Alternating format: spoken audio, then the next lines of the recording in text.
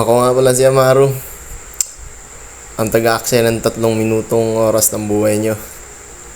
Gusto ko lang i-flex tong anak ko kasi tumatanda na siya.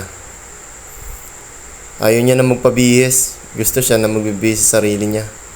Siyempre nakakatuwa tignan yung anak mo nagkukusa na. Hindi na katulad dati na kailangan pong paliguan, bihisan. Ngayon, siya na mag-isa. At tuwan-tuwa nga siya sa ginagawa niya dahil kaya niya na daw yung sarili niya.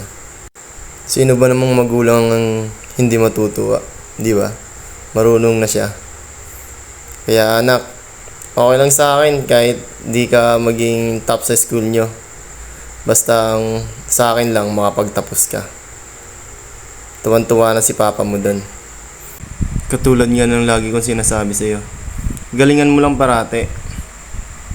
At syempre, bawasan mo yung pagsa-cellphone na. Inaabot ka na ng madaling araw ka-cellphone eh. Ginagawa ko tong video kasi natutuwa ako sa nakikita ko sa iyo, anak. Lumalaki ka na, dalaga ka na. Kaya dapat alam mo na yung mga ginagawa mo. Kaya dapat lagi ka nakikinig kay papa, kay mama mo. Kung anong sabihin sa iyo, dapat oo ka lang ng oo. Hindi naman kami gagawa ng ikakasama mo. Dito nga sa video na to si Amari ang kulit. Dahil apat lang kami dito, wala yung nanay niya, may ginagawa. So, di sama-sama kaming apat. Ihatid namin si Ate Nika sa school. Yun na nga si Amari, ang kulit, excited na siya. Gusto niya ni Amari, lagi siyang kasama sa school paghahatid kay ate niya. Kaya ganyan, hyper lagi yan talon ng talon. Ayun na nga, patapos na nga si ate.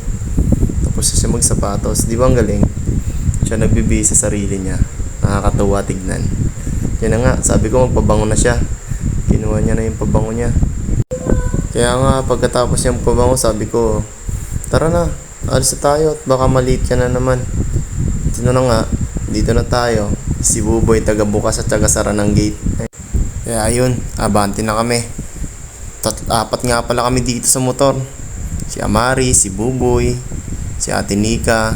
Si Ate Nika sa likod kasi di nakasaunahan. Dito na nga tayo sa school ni Nika.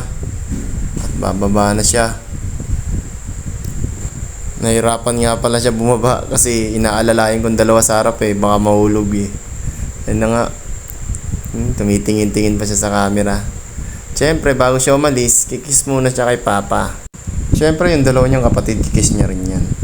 Ngayon ko lang nakita ang kinis ni Nika si Buboy Kaya naiiya pa si Buboy Kaya nga pala, dapat ihatid ko siya dito sa loob ng room Kaso, dala-dala ko tong dalawa kaya sa may gate ko na lang siya inatid. Kaya maraming salamat sa panunood nyo. Pinilex ko lang yung anak ko. Thank you.